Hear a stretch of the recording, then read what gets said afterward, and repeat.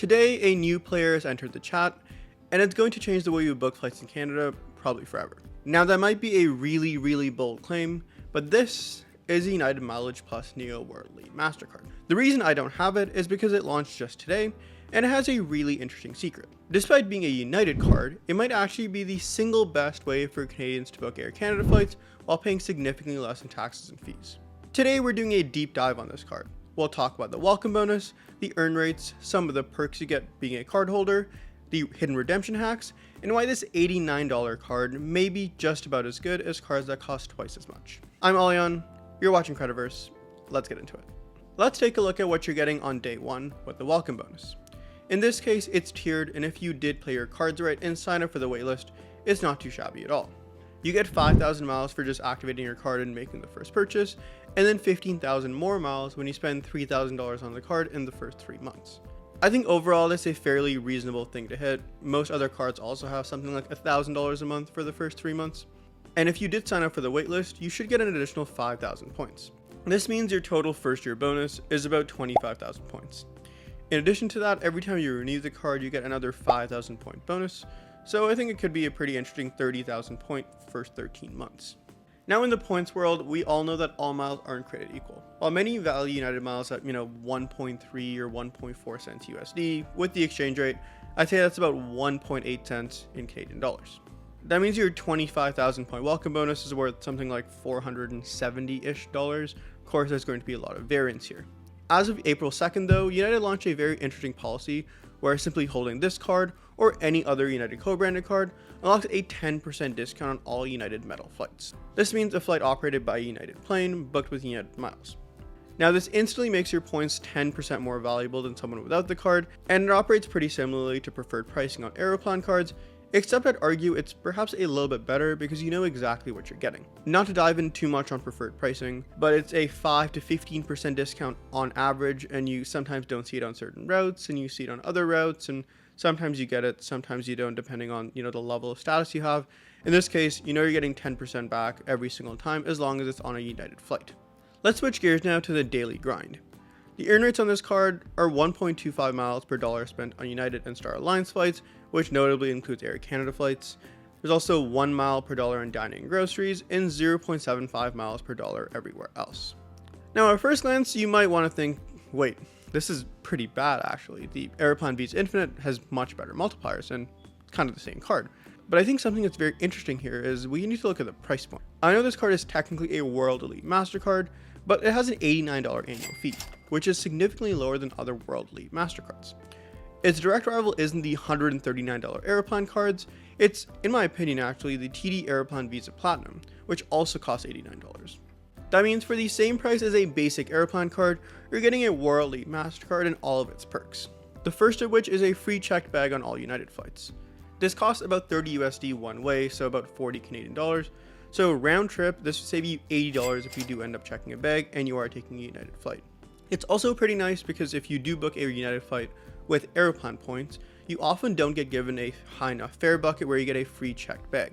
Unlike with other airlines, for example, if you book Turkish, I think you get 2 free checked bags if just booking a standard award in economy class with Air Canada points or Aeroplan points.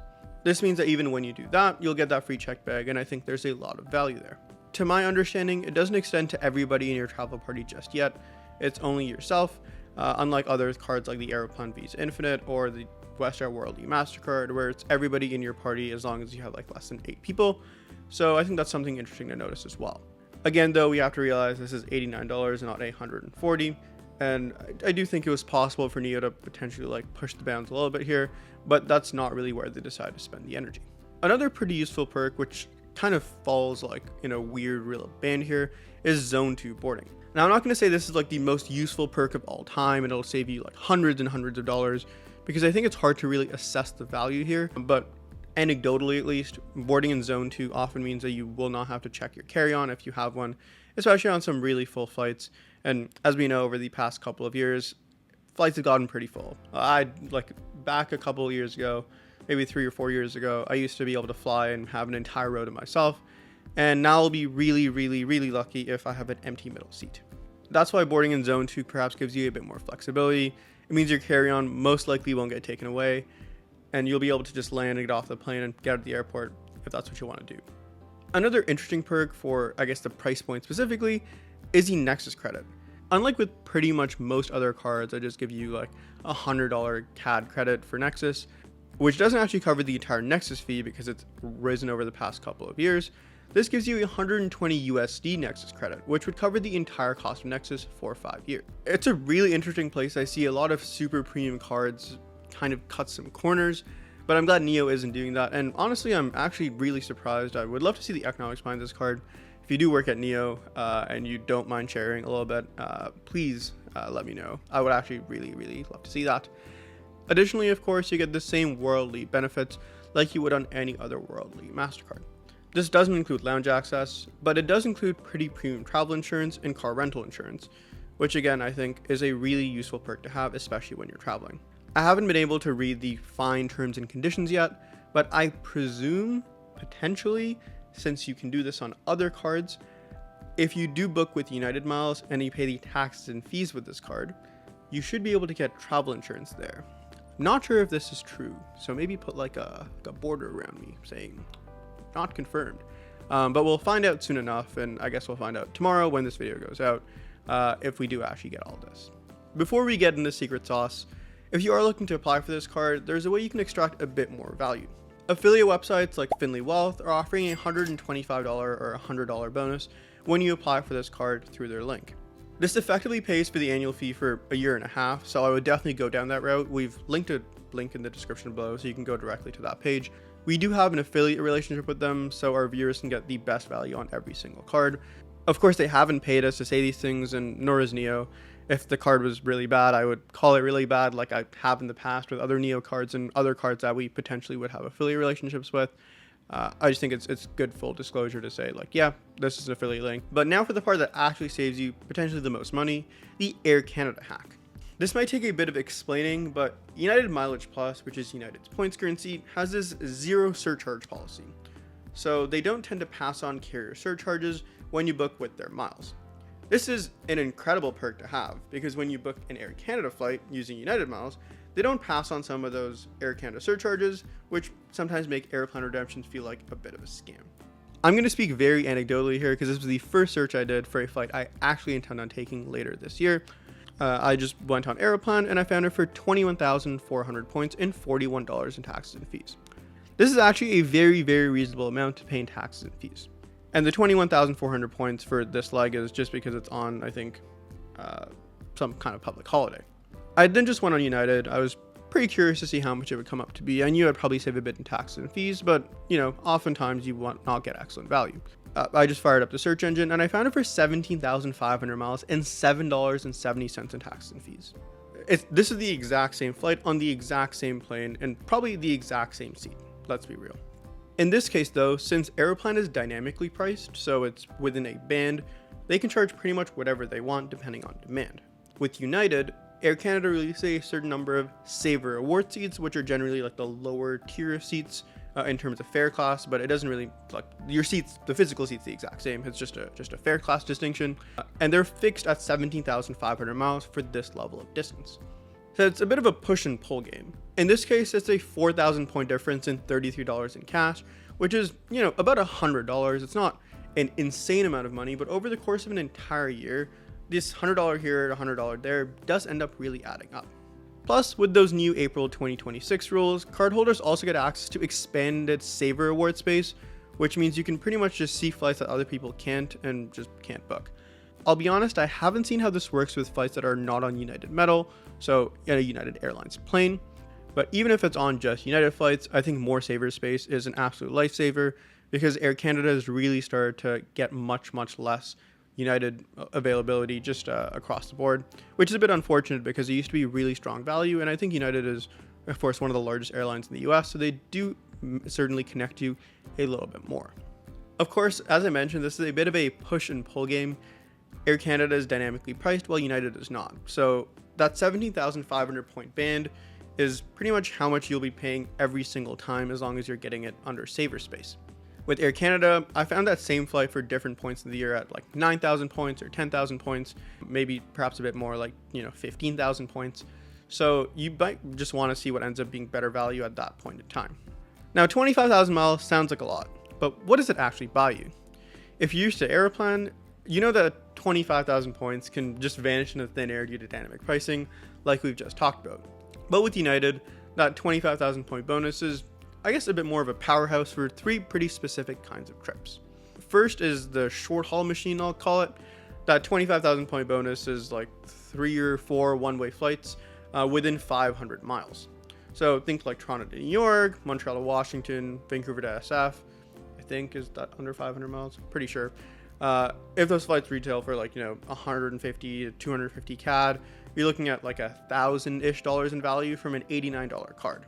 Remember also that they don't pass on as many surcharges, so you do actually get pretty close to that full value. Versus if you do book those same flights with Aeroplan points, sorry to go back to Aeroplan, you will pay a pretty hefty surcharge a lot of the times because of a lot of the fees added on.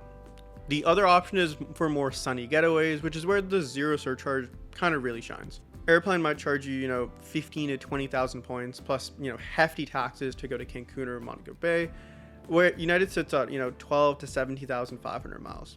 But your bonus should cover a full round trip to the tropics if you do end up finding some affordable availability. There's another option for like a business light traveler. It works at varying degrees in Canada itself, but if you want to turn a pretty boring LA to Miami flight into, I guess, more of a luxury experience, I think 25,000 miles is about how much you could potentially pay for one-way business class, or United calls it first, on many North American routes. Aeroplan might charge 40 or 50,000 points for a seat during peak times, but since you have United Saver Awards, you probably get this at about 25,000 to maybe 30,000 points. And I think it's the cheapest way for Canadians to sit at the front of the plane pretty consistently, again, if you're flying to the US. So who is this for? Who should really be jumping on it? I'd say first are kind of the hub travelers. So if you're in Toronto, Vancouver, Montreal, and you're already flying with United or the partners, and I guess you head to the US for work, I think the first free check bag and priority boarding will save you hundreds over the course. I know on a work trip you probably don't have to pay for your bags, but if you're traveling by yourself or you're traveling with your family to the US, pretty often I think there's a lot of value to extract here. Just a round trip with a check bag pretty much just pays for the annual fee by itself. I think second would be the people who want to diversify their points holdings. Aeroplan is great, and I think it's just our home team, but dynamic pricing can really be a nightmare. And I think having a stash of United miles just sitting around gives you more fixed value on an escape route when you just need to go somewhere pretty quickly. Third is, I think, a pretty unique one. It's like the new to Canada route. NEO is pretty unique because they offer a secured version of this credit card, a World Elite card. If you just arrived in Canada and you have no Canadian credit score, you can actually get this card and build your credit at the same time. To my understanding, I don't think a Big 5 bank lets you get like a World Elite level card right away. To, again, my understanding, I might be wrong, there might be some certain edge cases here, but it's not really what I've seen in some of the newcomer packages.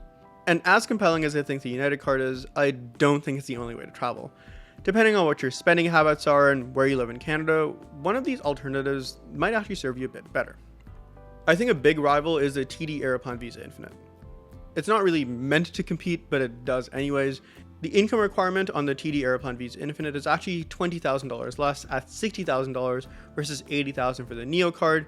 And if you don't mind the higher $139 annual fee, it's a gold standard for a reason, right? It's the reason we kind of recommend this card for pretty much anybody who travels with Air Canada, because the free check bag, the preferred pricing, the insurance on award bookings really make up for the annual fee every single year. You also get 1.5 points on groceries and gas, whereas the United card is just 1x. Again, you get that free check bag on Air Canada flights, which is the home airline for pretty much all of us.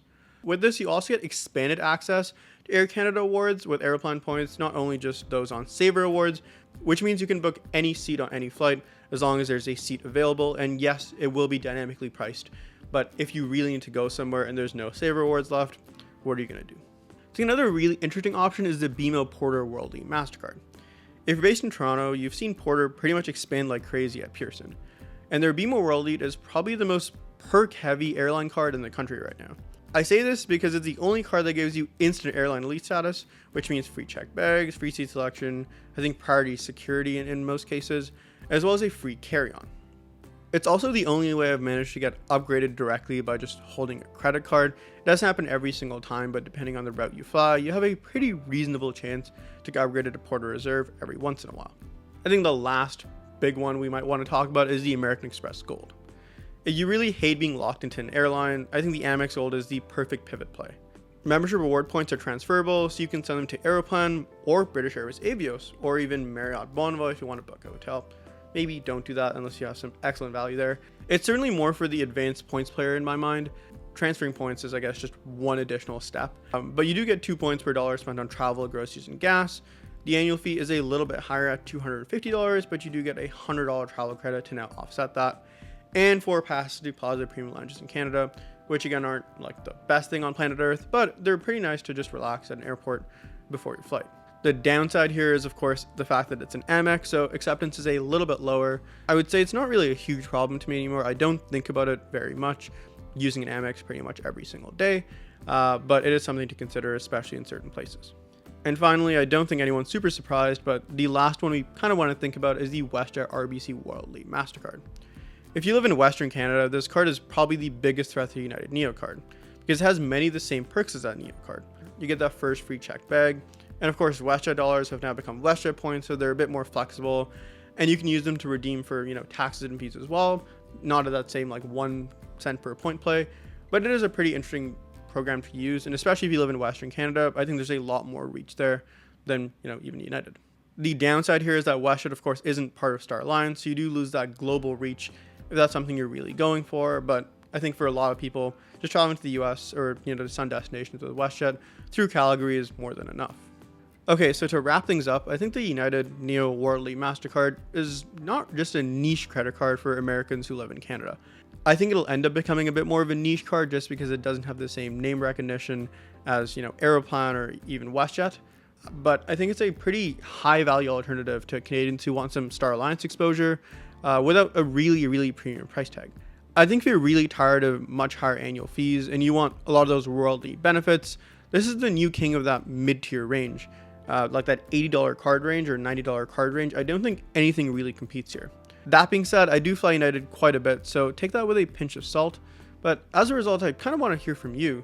Are you going to stick with Aeroplan, or is the zero surcharge life really calling your name? I know it's not the biggest welcome bonus out there, but it's still a decent chunk, and it should be enough for, a free round trip flight. Is it really enough for you to, switch all the way over, or is it just a secondary card you'll be getting, or are you just not going to get the card at all? Let me know in the comments down below. I read every single one. With that, I'm going to head to work now. Take care.